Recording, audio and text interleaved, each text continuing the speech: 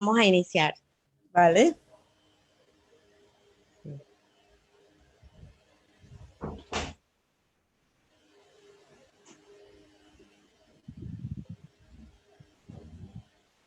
Muy buenas tardes a todos. En el día de hoy, 14 de enero del 2021, el Grupo Guía tiene la grata presencia de la licenciada Marleny Boutet, quien nos acompañará en el día de hoy con el tema Causas complejas y las garantías fundamentales.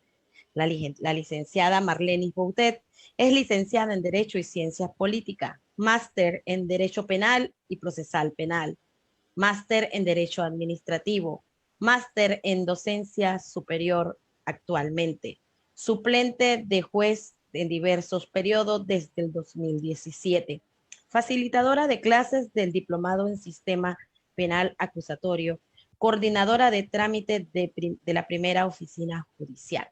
Con nosotros, la licenciada Marleny Boutet, para que te presentes. Muy buenas tardes, público presente. Muy selecto el público, lo sé.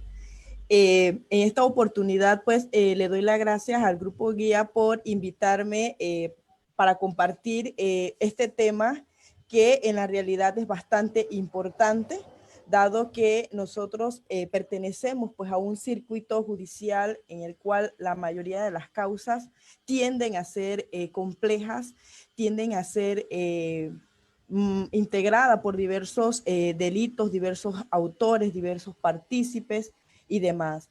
En ese sentido, pues, se me ocurre la oportunidad pues de presentarles a ustedes este tema muy importante y contrarrestarlo con el tema de las garantías fundamentales. Yo sé que nosotros hemos tocado bastante el tema de los principios del proceso y las garantías fundamentales porque la mayoría de las exposiciones siempre tiende a tocar el tema de las garantías. Nosotros no vamos a hablar de garantía por garantía, vamos es a contraponer el tema de lo que es las causas complejas versus las garantías fundamentales. Dame unos segundos para ver si qué está pasando, porque no nos escuchamos, no nos vemos en la transmisión.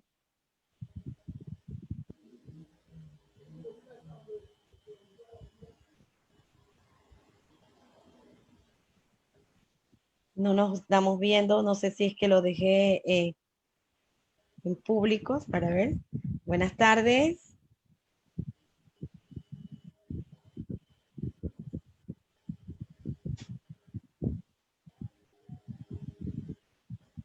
Estamos en vivo. Gracias. Sí, no nos estábamos, no entraba la transmisión.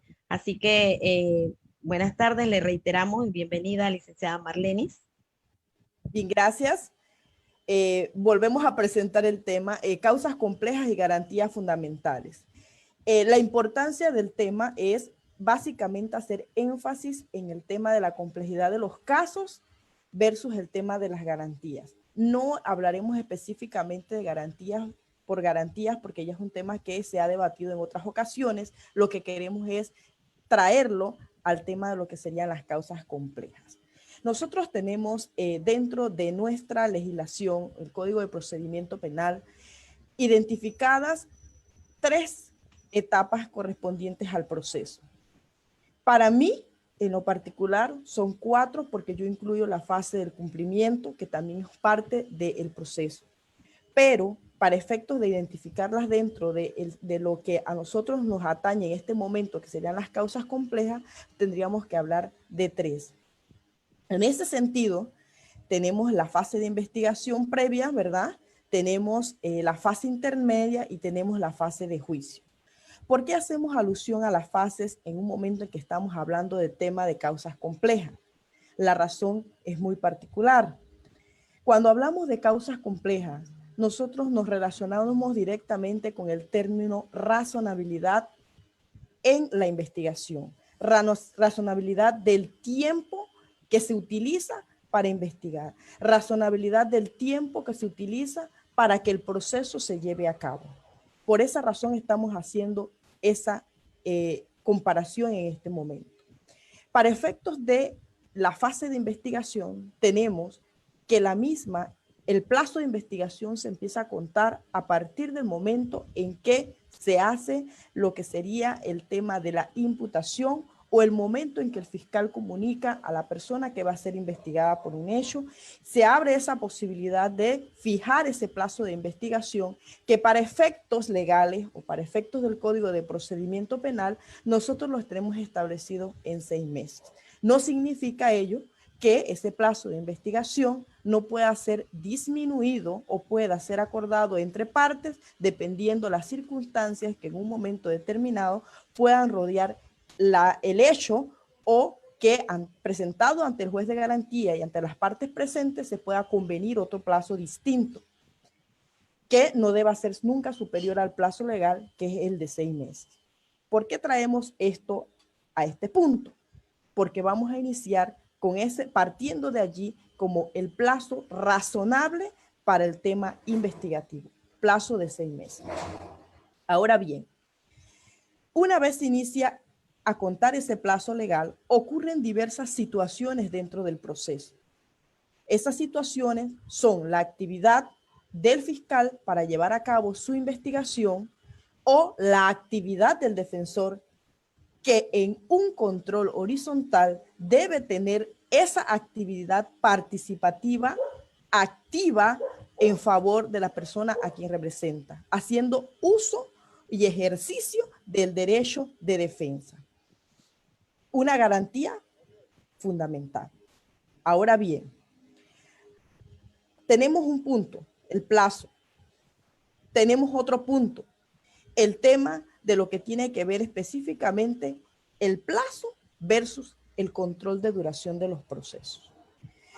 Tenemos que el artículo 509 del Código de Procedimiento Penal nos habla del tema de los asuntos complejos. ¿Cuándo debe una causa considerarse compleja o cuándo debemos pedirla como causa compleja? ¿O quién la debe solicitar? Pues la debe solicitar el fiscal porque es quien tiene en sus manos el ejercicio de la acción penal y por ende la acreditación, la carga de acreditar el delito es el fiscal, esa carga probatoria. No significa que deja de lado en ningún momento las actividades que pueda tener el defensor, tanto de la víctima como de la persona que en un momento determinado está señalada dentro de un proceso o ya se encuentra vinculada dentro de él. Ahora, hay parámetros que establece el Código de Procedimiento Penal para efectos de considerar una causa compleja. ¿Cuáles son esos parámetros? Tenemos la pluralidad de hechos. ¿Cuándo hablamos de pluralidad de hechos? Cuando una persona comete diversos delitos o diversas situaciones lo llevan a que esos hechos cometidos puedan encajar en un momento determinado en diversos tipos penales. Pluralidad de hechos. O puede ser varias personas cometen esa pluralidad de hechos. Un elevado número de imputados o de víctimas. Si la causa en un momento determinado no solamente es compleja cuando hablamos desde el punto de vista de la persona que está siendo investigada, también entra allí a debatirse el tema de la víctima. Por ejemplo, no sé si recordarán ustedes un caso que nosotros tuvimos de un caso de accidente de tránsito de un bus, ¿verdad? Donde una sola persona ha sido señalada a los hechos, pero ha habido una cantidad múltiple de personas, puesto que era un bus de ruta. Había varias personas, varias víctimas. También tendremos los casos de delincuencia organizada. Y ahí también tenemos que verificar el tema de los delitos conexos y demás. Todo este tema son los puntos que establece el Código de Procedimiento Penal para efectos de un momento determinado ser considerados puntos a valorar para que una causa podría ser elevada a causa compleja. Ahora bien. Marleny, es muy Ajá. interesante todo eso, pero ¿y qué sucede cuando lo pide la defensa? Bueno, el código no establece específicamente qué persona, porque allí sí, en el artículo 502 nos dice el fiscal porque tiene la carga y normalmente es el que lleva esa actividad. Ahora bien, si la defensa lo pide y las circunstancias a valorar son las mismas que se encuentran determinadas en el Código de Procedimiento Penal y se sustenta esta situación, puede elevarse a causa compleja, porque hay un punto importante en el tema de las causas complejas. No hay parámetros establecidos. Hay un criterio de valoración del juzgador a quien se le presenta. Y es él el que tiene en un momento determinado esa decisión de decidir lo que se le está poniendo de presente. Ahora, hay efectos cuando se autoriza ese procedimiento y son los que las partes tienen que entrar a verificar. ¿Cuáles son esos efectos? Una persona detenida. ¿Qué sucede con esa persona detenida? Su tiempo para estar detenido preventivamente va a extenderse hasta 1 año. También está el tema de que se va a prorrogar esa investigación hasta por 1 año más, y si existe una prórroga también se le puede dar otro. Significa que la persona puede estar detenida circunstancialmente dependiendo el caso. Y se duplican el tema de los plazos en cuanto a las actuaciones de las partes. Hay una situación importante. Hay una afectación aquí de una garantía fundamental, el derecho a la libertad. Tenemos otra garantía fundamental, la justicia en tiempo razonable, el derecho a un juicio justo. ¿Cuándo hablamos de un juicio justo? Hablamos de un juicio justo cuando se cumplen en regla cada una de los parámetros establecidos en el Código de Procedimiento para que sea en un tiempo determinado ese juicio. Hablando entonces del tema de la razonabilidad del tiempo. Primero, la duración. Ya hablamos del tema del juicio justo. Hablamos del tema del debido proceso. Pero hay una situación en debate también.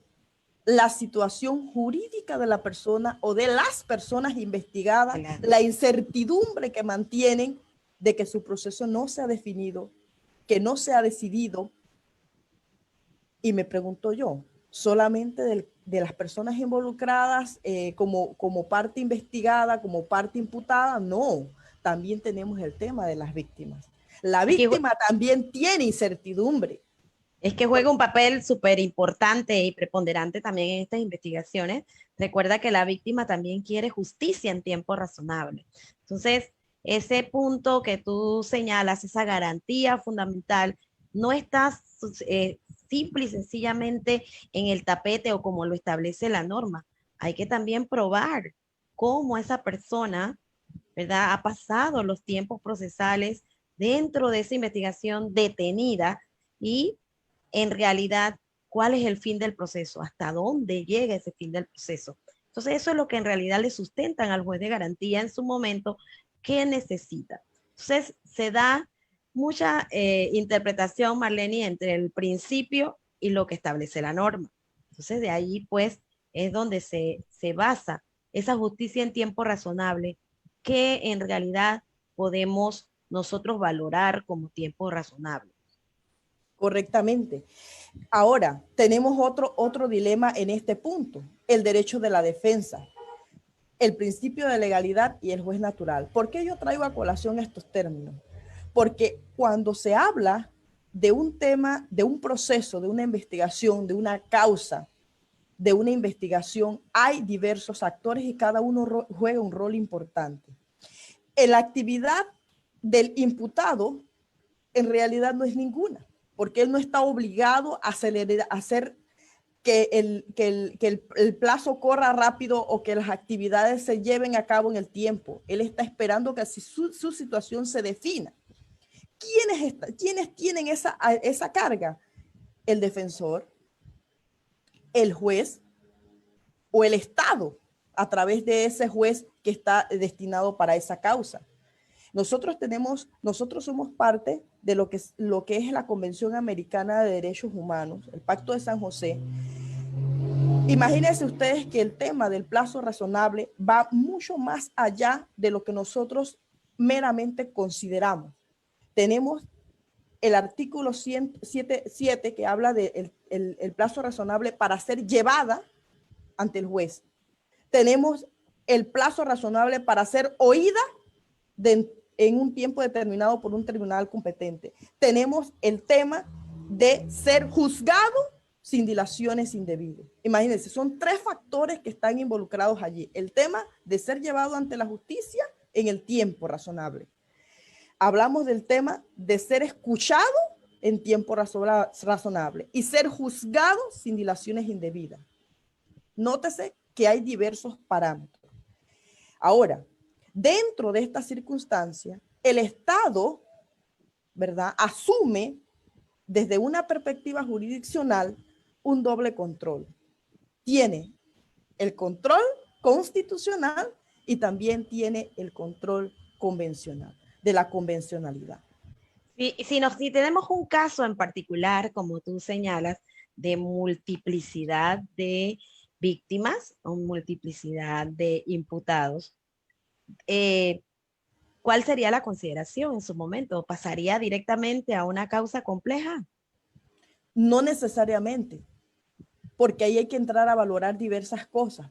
Por ejemplo, ya mencionamos el tiempo, por ejemplo, que ya ha transcurrido de investigación.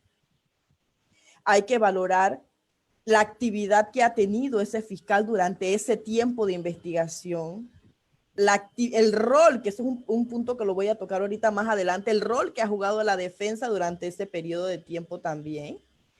Y tenemos el tema de la prescripción que afecta notablemente el momento en que una causa pueda ser considerada compleja. Porque no es solamente, por eso le digo, hay un par de criterios que el juez de garantías tiene que tomar en cuenta. Esa discrecionalidad lo permite valorar estos puntos que le acabo de indicar. Sí, porque es que el plazo, existen 3 puntos importantes que hay que señalar y que, si bien es cierto, tú lo has manifestado. Uno es el plazo de detención preventiva, que se extenderá hasta un máximo de 3 años.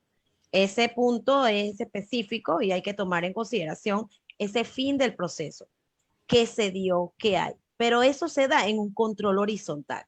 Cada parte debe conocer las interioridades de la información que hay en la carpeta de investigación para que así se lo pueda transmitir al juez.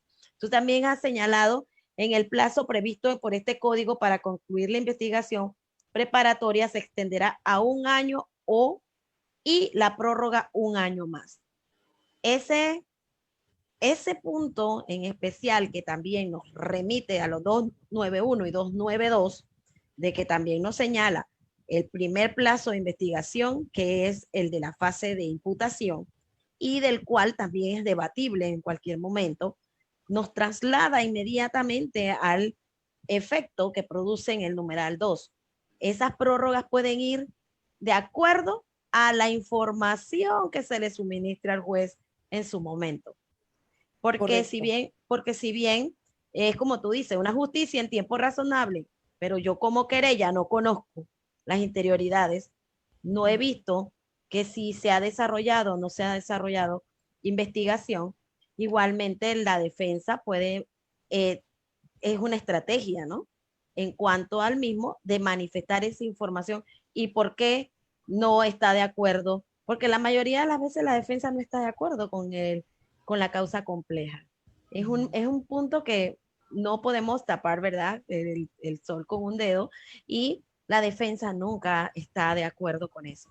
Pero yo te hice una pregunta hace un rato, cuando la solicita la defensa, porque sí hemos tenido la experiencia de que al momento de que abrirlo, hay una solicitud por parte de la defensa. Es que si la actividad del defensor es como debe ser, y ese derecho a la defensa es ejercido dentro de los parámetros correctos, es activa, es participativa, mantiene ese control horizontal, está involucrado en las actuaciones, está involucrado en el proceso investigativo, él puede decir, bueno, yo necesito también más tiempo para poder sacar a mi cliente de allí, para poder demostrar que esa persona no lo hizo correctamente. O también que no se ha llegado al expediente o a la carpeta alguna información que él ha solicitado en favor de su representado. Entonces, toda esta situación van no es que se convierta en causas complejas, se va extendiendo de una u otra manera el tiempo de investigación, pero no es tan fácil solicitarlo. Las partes deben estar conscientes que este es un capítulo que hay que tomar en cuenta esas garantías fundamentales que tú has mencionado y en realidad pues el juez natural que de una u otra manera llega a esa etapa procesal. Correcto. Entonces, nosotros hablamos entonces del tema de la razonabilidad, esa razonabilidad que implica la interpretación de las normas, la interpretación de los principios, la interpretación de las garantías, confrontarlos con la realidad de los hechos, esa realidad fáctica que atrae al proceso. Ahora, si hablamos si hablamos de razonabilidad, ¿cuándo sería irrazonable el plazo? Pues no hay nada determinado dentro del código para decir cuándo es irrazonable el plazo. No está determinado. Queda a discreción del juez considerarlo. Ahora, no solamente nosotros vamos a tomar en cuenta también el tema de lo que tiene que ver específicamente con la multiplicidad de hechos, de participantes, de víctimas, sino también viene la situación de la gravedad de la pena y del delito. Ese es otro factor que también hay que tomar en cuenta. Para efectos de la Corte Interamericana de Derechos Humanos, que yo sí lo traje a colación y quería analizarlo, hay 6 criterios específicos que ellos traen para efectos de cuando una causa pueda ser elevada a un caso complejo. Por ejemplo, el primer punto tiene que ver específicamente con el que ya hemos mencionado, con el tema de la pluralidad de participantes, el tipo de crimen, el tipo de delito, si pertenece a delitos secuenciales también de crimen organizado. Pero también hay un punto importante que no hemos mencionado hace poco, la actividad procesal asumida por la parte interesada. Miren ustedes, la Corte allí hace énfasis en un punto muy importante y que nosotros muchas veces dejamos de lado, que es el tema de cuándo usted mencionó hace poco, la actividad de la defensa cuando lo quiere pedir porque él desea que algo se acredite en favor de la persona. Pero ¿qué sucede cuando la actividad de la defensa, lejos de ser una actividad que va en favor de garantizar el derecho a esa persona a que mantenga una defensa activa, un rol protagónico, activo, participativo, tiene una defensa cuyas actividades son temerarias, no son adecuadas y lo que hacen es que dilatan el proceso y esa dilación perjudica el tiempo razonable del proceso. Son situaciones particulares, pero hay. Por ejemplo, imagínense, si la persona, por ejemplo, no asiste a una audiencia en el tiempo que está previsto que se debe realizar la audiencia, no puede ir la próxima vez, tampoco puede ir la próxima vez y el tiempo va corriendo. Y la decisión está sobre el tapete. Esta situación, si es temeraria, esa actividad procesal en un momento determinado va en contra de la garantía fundamental de esa persona que necesita que su situación jurídica sea definida en un tiempo razonable. Miren ustedes ese factor. Está también la actividad de los órganos jurisdiccionales. Ahí entra el rol de los jueces, el rol de la parte jurisdiccional estatal, esa obligación que tiene el Estado de garantizar que en efecto se dé la justicia en el tiempo razonable, sin utilizar en ningún momento una excusa diciendo, no, lo que pasa es que no tenemos recursos, no tenemos medios, no tenemos, esa no debería ser la respuesta del Estado ante una situación en la que se requiere que las personas tengan justicia en el tiempo determinado. Fíjese el factor que también está involucrado en cuando se tiene que ver el tema de los criterios para las causas complejas. Otra de las situaciones que también se deben tomar en cuenta es el juicio en su totalidad. Por eso que cuando al inicio hablé de las etapas las fases que nosotros tenemos en nuestro código. ¿Por qué razón?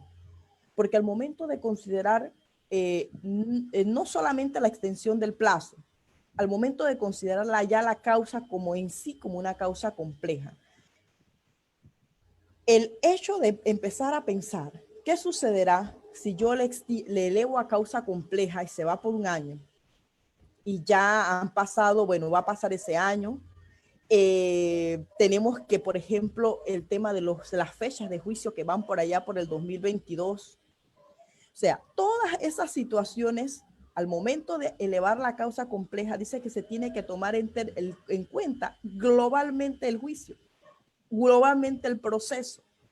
¿Por qué? Porque si usted empieza a sumar, entonces se va a dar cuenta que la persona no va a tener esa justicia en tiempo razonable. Se le extiende un plazo acá para que se continúe investigando. Eso hace que esa fecha de juicio se extienda aún más. Y eso hace que el tema de la parte recursiva, porque después de que vamos a juicio también podemos recurrir, también se extienda ese periodo y esté esa incertidumbre para esa persona y esté afectada esa situación. Por eso que esta parte no es tan fácil como decir simplemente elevamos la causa compleja. Vemos ese otro tipo de situaciones que involucran o que rodean la causa. Claro, porque si te das cuenta, la causa compleja lo establece. Cuando la tramitación sea compleja por causa de pluralidad de hechos o del elevado número de imputados o víctimas. Es allí donde, como repito, tienen que conocer su expediente, tienen que conocer las interioridades de la investigación para que de esa manera puedan sustentar en su momento esa elevación de causa compleja. ¿Y cuáles son los parámetros? Tú has señalado algo interesante, el juicio en su totalidad, el juicio en su totalidad. Y que le quede claro a los que están con nosotros que es que eso es lo que nosotros tenemos que ver. ¿Cuál es la ventaja que ellos mantienen o que nos ofrecen a nosotros como jugadores en su momento de establecer una causa compleja? Hay efectos automáticos que se dan. La persona está detenida, la persona tiene un control jurisdiccional y al momento que solicitas la causa compleja, tú puedes automáticamente, la persona puede quedarse 6 meses o un año más, hasta 3 años, o sea, cumpliendo ya desde la medida cautelar. Entonces, eso hay que estudiarlo bien, porque ese control jurisdiccional entonces se convierte en una audiencia adicional al juez de garantía, que sería pues una revisión de medidas cautelares, porque no estamos hilando ese efecto que produce la causa compleja automáticamente. Correcto. Entonces, la situación también va más allá. Por ejemplo, la afectación jurídica de esa persona que se encuentra involucrada en el proceso no solamente es el imputado que está detenido, también, o puede que no lo esté, pero tiene otras medidas cautelares que están restringiendo otro derecho fundamental, que es el de la libertad o de movilidad o de realizar un determinado trabajo. Y tenemos también el tema de la víctima. Imagínese usted una causa, por ejemplo, que pueda derivarse en un momento determinado en que la persona pueda pedir una indemnización por daños, pero que demore tanto, ¿verdad? Tanto la decisión para esa causa y esa víctima en un momento determinado necesita ser indemnizada o puede pedir una indemnización, puede ser por una mala praxis, puede ser por alguna situación específica y que no puede pedirlo porque su situación jurídica va bailando por lo largo. Entonces, esa situación también hay que tomarla en cuenta. La situación de vulnerabilidad de las partes, porque puede ser que en un momento determinado la persona que está siendo investigada está amenazada por alguna pandilla, esa situación de vulnerabilidad no se valora, pero está latente, está pendiente. Entonces, el hecho de solamente decir, bueno, yo necesito investigar más, no es solamente decirlo, es sustentarlo, que los hechos sean correspondientes. Y hay otra situación particular, el tema de la prescripción, que yo se lo acabo de mencionar también, y ese tiempo razonable. ¿Qué sucede, por ejemplo, si en realidad se accede a una situación en la que se requiere investigar un poco más? Imagínense que el artículo 280, cuando habla del tema de la prescripción, el efecto de la imputación, menciona que interrumpe la prescripción en la imputación, pero de ahí no se menciona más la interrupción de la prescripción del proceso. Es decir, que sigue corriendo. Nada más se menciona en la parte de un sobreseimiento temporal que hay por ahí o cuando está decretado rebelde. Pero de allí sigue corriendo de forma natural. Entonces, si alguien va a pedir una causa compleja, es porque la causa ha llevado su curso, ha continuado y no ha habido interrupciones en cuanto al plazo. ¿Y qué sucede entonces si eso va más allá? Acarrea entonces la nulidad del proceso, porque está más allá del tiempo razonable. Y por ende también el tema de la extinción de la acción penal. Entonces, esa valoración de situaciones es bastante compleja, pero se deja a criterio de quién, del juzgador. No está definido dentro del código. ¿Qué sería importante? Si el Estado mantiene un rol, un doble rol. El rol de mantener lo que sería la estricta constitucionalidad, es decir, de valorar aquella unidad jurídica llena de principios y de normas que están dentro del proceso, que te dicen cómo debe manejarse el proceso, cuáles son los plazos establecidos para cada una de las fases y cómo debe ser la actividad o qué rol debe cumplir cada uno, el rol estatal, el rol de la defensa, el rol de fiscal. ¿Qué sucede entonces con ese artículo 502?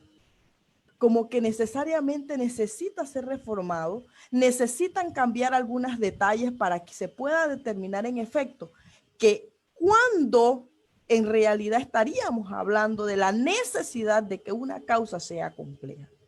Porque sería una situación no agradable que voy como defensora y me dice el fiscal, bueno, es que yo quiero que la causa sea compleja, pero cuando yo miro el expediente, o miro el proceso, o miro la causa, resulta ser que todo lo que está allegado al proceso no han sido actividades de investigación continua. Han sido actividades que llevan 1, 2, 3 meses una de otra. Entonces, ¿cuál ha sido la actividad constante de investigación de ese fiscal, de esa causa, para decirme a mí después o sustentarme después de que en efecto se requiere que la causa sea compleja?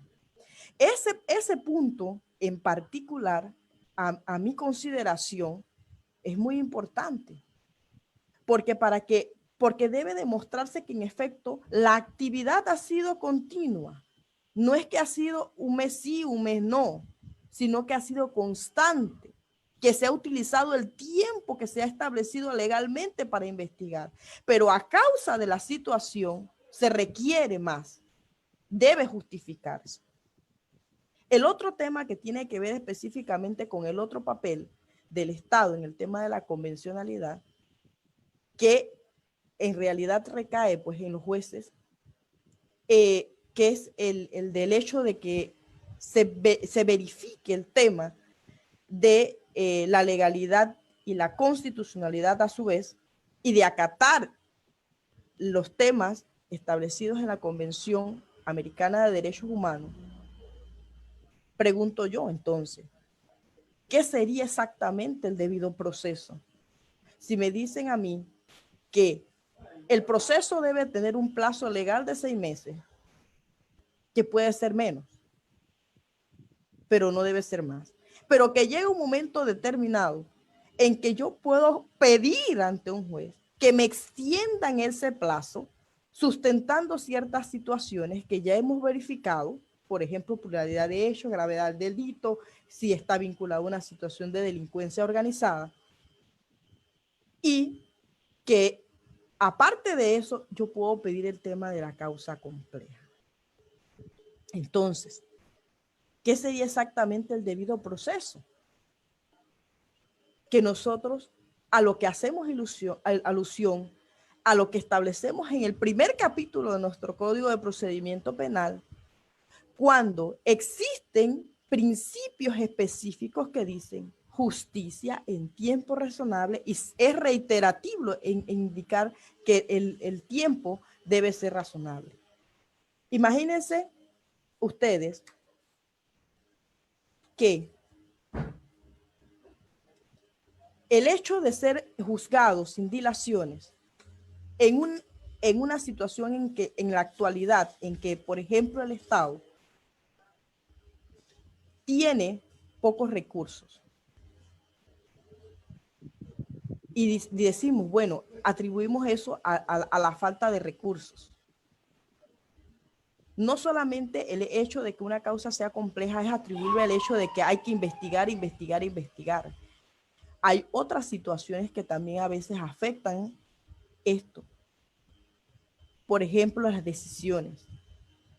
Por ejemplo, el tema que tenemos ahora en la actualidad, y para nadie es un secreto, ¿verdad? La cantidad de audiencias, la cantidad de peticiones y la cantidad de cosas que se mantienen por decidir.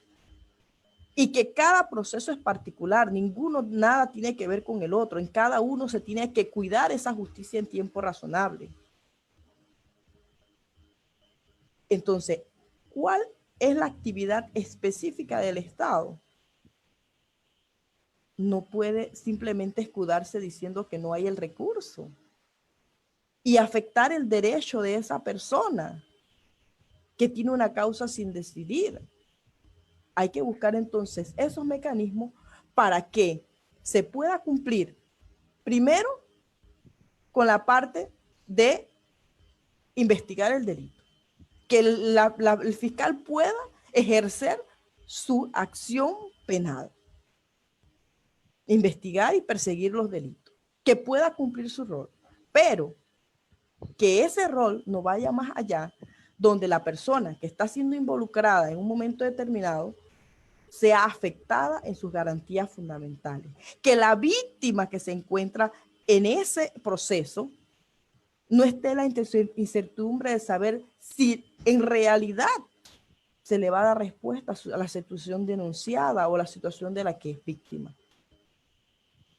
Y por otro lado, el tema de que el defensor debe realizar también una actividad continua. No se puede solamente decir, bueno, la causa va a ser compleja y es compleja, sino que se tomen en cuenta esos otros factores.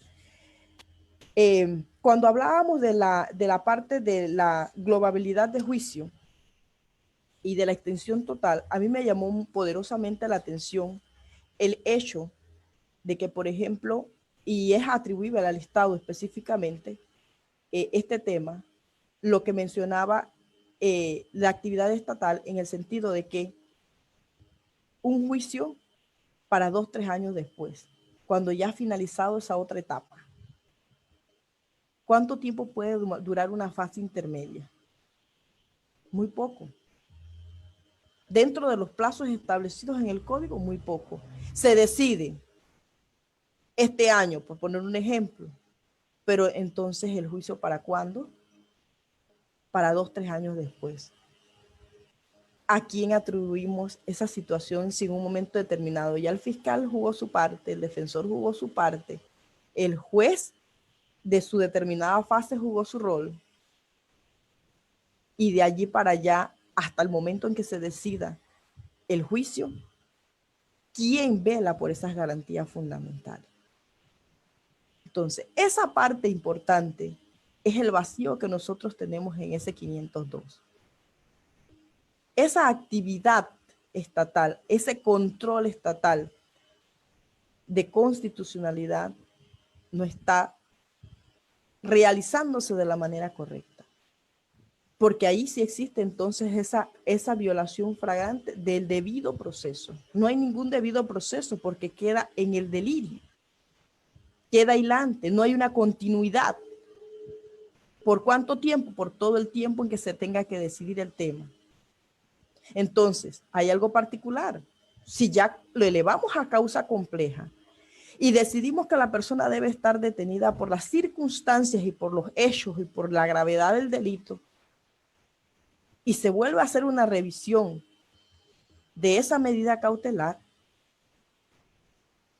muchas veces la persona continúa detenida porque los hechos no van a variar. Ya los hechos que están y las circunstancias que están se mantienen hasta tanto llegue el momento del juicio.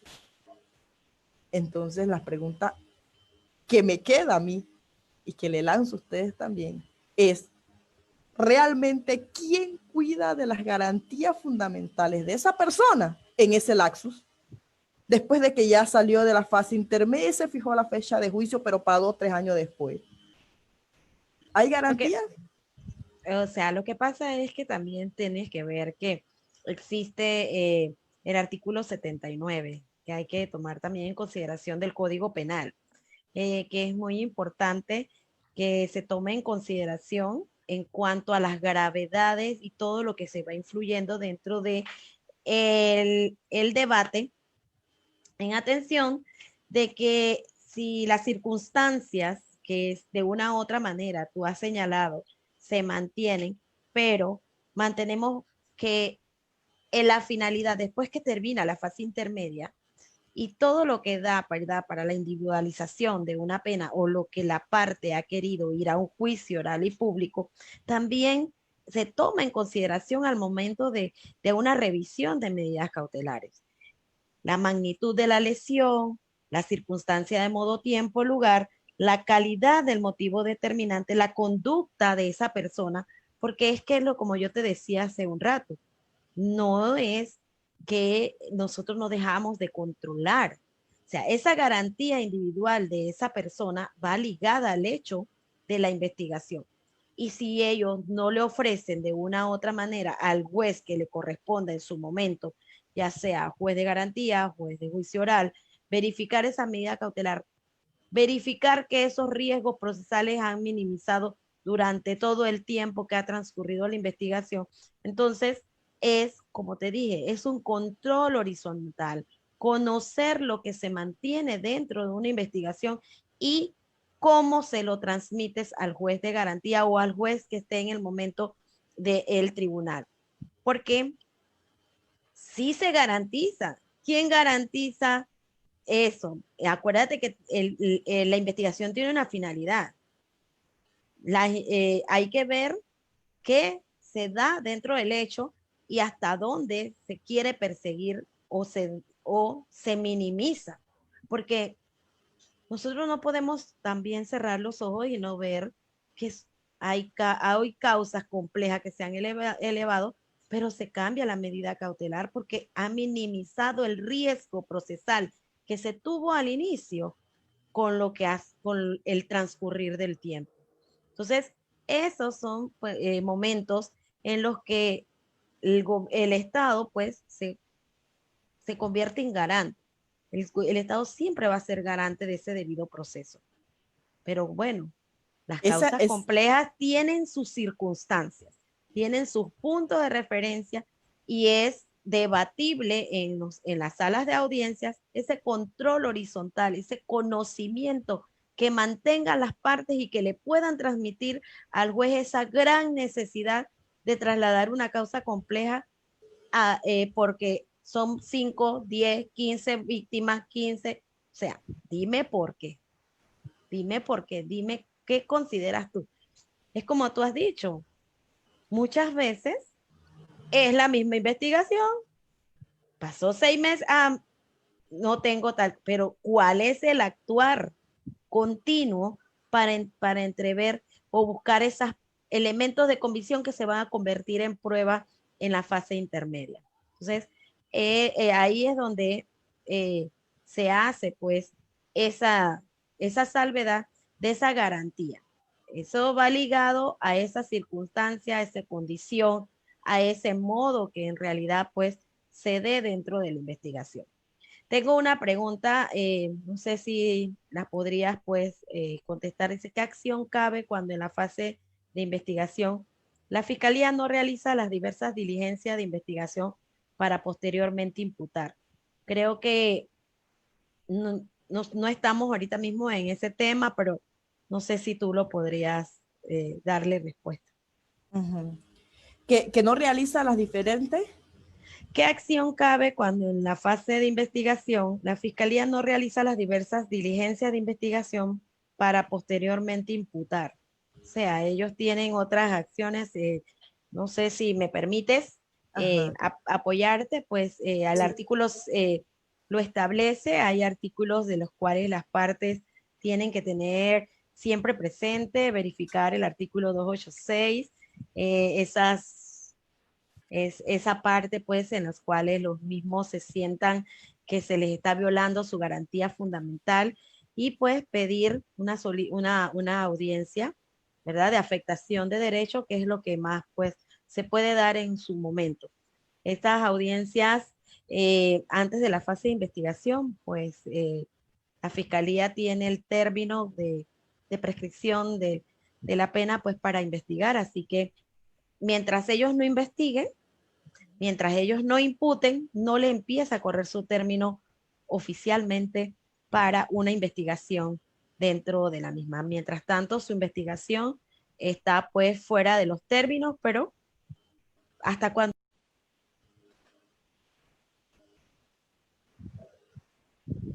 Mil Ya. disculpas a todos. Nuevamente tenemos que transmitir porque es que se cayó la señal. Así que vamos a ver a los amigos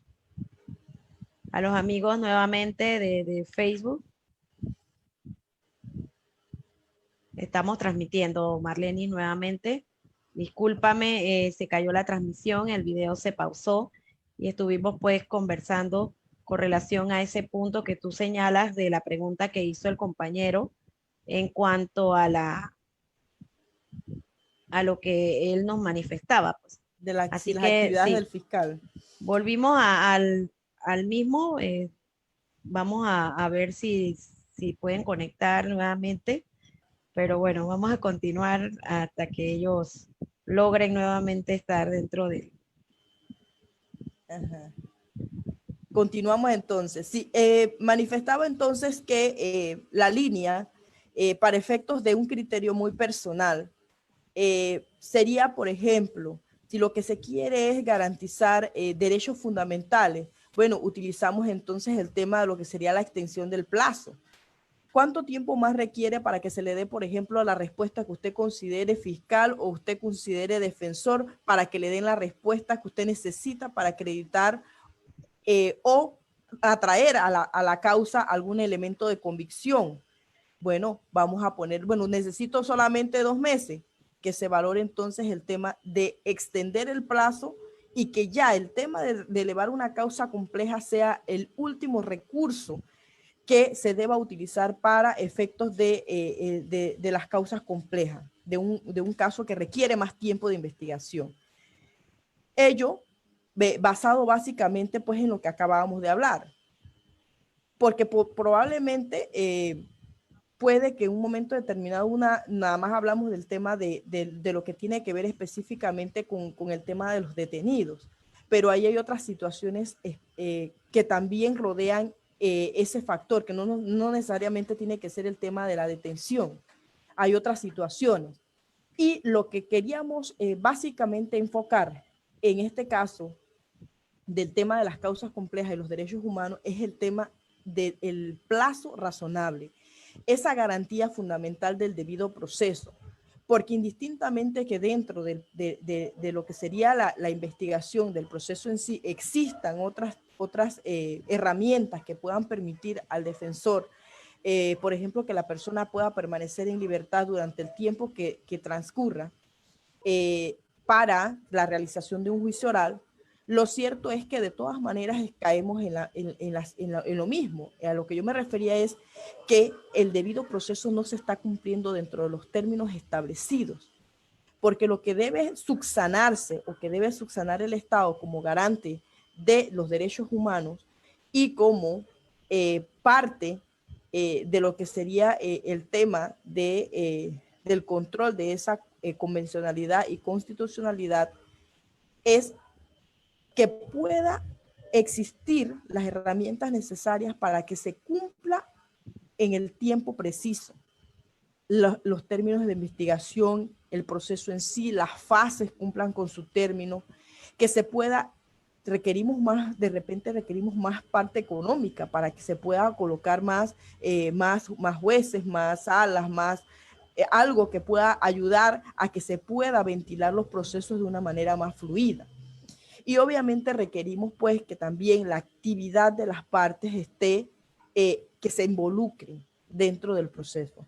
Porque cuando hablamos del control horizontal, al que se hace referencia aquí la licenciada Josefa y ha hecho referencia en varias ocasiones, es que ese tema del control horizontal obliga a las partes involucradas a mantenerse activos. No solamente es el hecho de que la causa requiera más elementos para sustentarlo, sino que la actividad sea para todos igual. El defensor de víctima no debe conocer de la causa en el momento que se presenta una acusación. Él debe conocer de la causa desde que inicia el momento de que la víctima lo requiere y participar de ella y presentar lo que deba presentar desde ese momento. Y muchas veces pues eso no sucede, pero es a lo que hacemos el llamado. Garantías fundamentales significa un buen derecho a la defensa, derecho a que la persona, a la víctima también conozca cuáles son sus derechos y ejercite el derecho, porque hay una situación particular. Si bien es cierto que la víctima tiene derecho a presentarse en el proceso, lo cierto es que también mantiene la obligación de estar pendiente de lo que sucede. Si cambié de número, si cambié de algo, dar esa oportunidad de que se le pueda localizar y sea partícipe. Porque usted se imagina, cada vez que una audiencia cambia de fecha, porque no se localizó la víctima, que es la persona que también está involucrada dentro del proceso y que tiene un estatus de vulnerabilidad dentro de la causa, también se afecta el derecho de la otra parte que está involucrada o que está siendo investigada, porque hay una dilación allí del proceso. Entonces, el llamado para que las partes se involucren es importante. Y la integración de todos como actores fundamentales, Estado, jueces, todos, cada uno jugar su rol, evitaría que las causas no se cumplan en el proceso establecido. ¿Hay más preguntas, Lisen? Bueno, no hay más preguntas por el momento. Recuerda que hemos cambiado de transmisión en atención del que pues la misma tuvimos un poquito, un problemita, pero sin embargo, estamos en el tiempo ya, ¿verdad? De lo que es la ponencia. Queremos pues dejar bien claro que si bien es cierto, la causa compleja necesita de una integración de información por las partes, también es necesario pues que las partes sepan que la víctima es importante en este sistema. Es más, el artículo 291 así lo señala. Terminada la fase de investigación, es a quien se le pone en conocimiento el cierre de su investigación. Y es de ahí entonces donde hace mucho énfasis en ese derecho de esa justicia en tiempo razonable, tanto para la víctima como para la parte. Entonces, eh, la fiscalía, pues, en su rol de investigador, también, pues, debe mantener lo que tú has dicho y lo que hemos recalcado, que en realidad, ¿cómo se da esa investigación? ¿Por qué se considera que debe llegar a una causa compleja? ¿Qué hay en la investigación? Si es secuencial o si está paralizada. Entonces, todo eso, en ese control horizontal, pues es que los jueces nos damos cuenta de una u otra manera de qué es lo que se está solicitando. De parte del grupo guía, queremos darte la gracia, Marleni. En realidad ha sido una tarde bien llena de información. de puntos muy importantes como es la causa compleja, que si bien se encuentra en el artículo 502 y subsiguientes, ella tiene su efecto y las partes pues deben estar pendientes de ese tiempo. Aquí tenemos una, dice, me solicitaron un testimonio de expertos como CPA en caso elevado a causa compleja. Solo por 6 meses revisé el informe financiero, le di mi opinión a la defensa. Desde entonces ya van casi 3 años y no me han hecho la audiencia intermedia.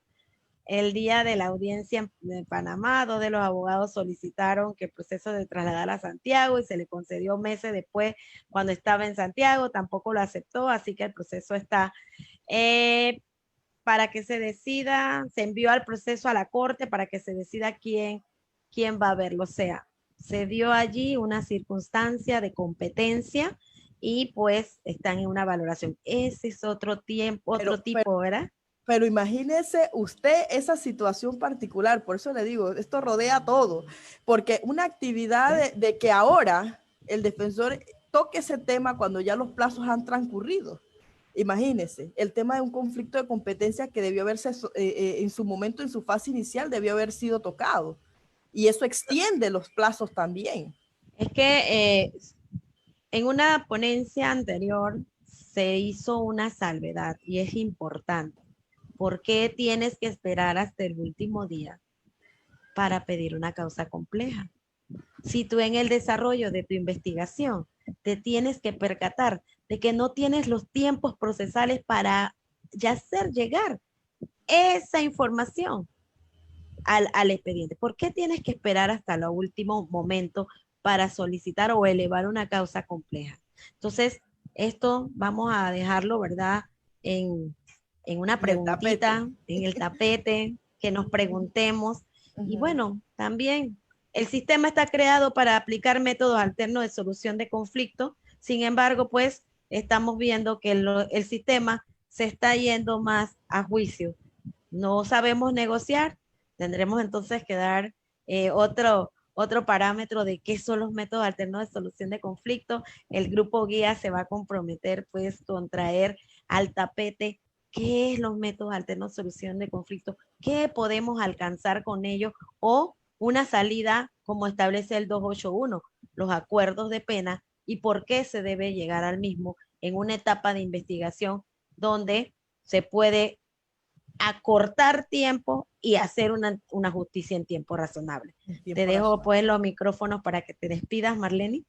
Bien, muchas gracias a todos por habernos escuchado esta tarde. Este tema todavía hila bastante porque mire que ya estaba saliendo un temita bastante interesante, pero bueno, se nos acabó el tiempo. Muchas gracias a todos por habernos escuchado y en otro momento también, pues si tenemos la oportunidad, compartiremos con ustedes. Gracias. Muchas gracias. Gracias Marlene por tu participación. El grupo guía de parte del señor presidente, el licenciado Hernando Carrasquilla, el compañero Jorge Armando Chan, que es pues los pilares de esta academia, te dan las gracias por tu participación y por estar siempre pues anuente a participar con nosotros. Muchísimas gracias. Y a la orden. Hasta luego. Esté bien, hasta luego.